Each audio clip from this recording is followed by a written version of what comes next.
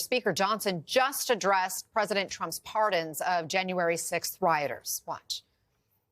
So, look, everybody can describe this however they want. The president has the pardon and commutation authority. It's his decision. And I think what was made clear all along is that peaceful protests and people who engage in that should never be punished. There was a weaponization of the Justice Department. There was a weaponization of the events. The following, the prosecutions that happened after January 6th. It was a terrible time and a terrible chapter in America's history. The president's made his decision. I don't second guess those. And yes, it's kind of my ethos, my worldview. We believe in redemption. We believe in second chances. If you would argue that those people didn't pay a heavy penalty, having been incarcerated and all of that, that's up to you. But the president's made a decision. We move forward.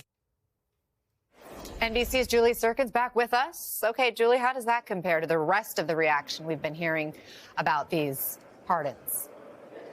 Well, I think it's important that, of course, Republican leadership are very much towing the line on this. Speaker Johnson, who has worked for months to build a relationship with President Trump, he's not going to second guess him in a public setting. The rest of his statement I thought was so important, too, because he did make reference of violent versus peaceful protesters, of those who assaulted officers and those who didn't. He, like other Republicans, most of them at least, making that distinction, basically pointing to the fact that they don't necessarily agree with the fact that anybody who attacked law enforcement should have been pardoned, but they're saying it very carefully. They don't want to cross Trump in this. Now, we heard from Susan Collins, Tom Tillis, and others, even Ron Johnson, who was frankly in favor of releasing many of these prisoners and those who were here on that day, saying that, they do respect law enforcement. They don't believe that anybody who assaulted them should be in trouble or should be let out of prison. I will tell you, though, that Lauren Boebert, who is a congresswoman here yesterday, invited these released January 6th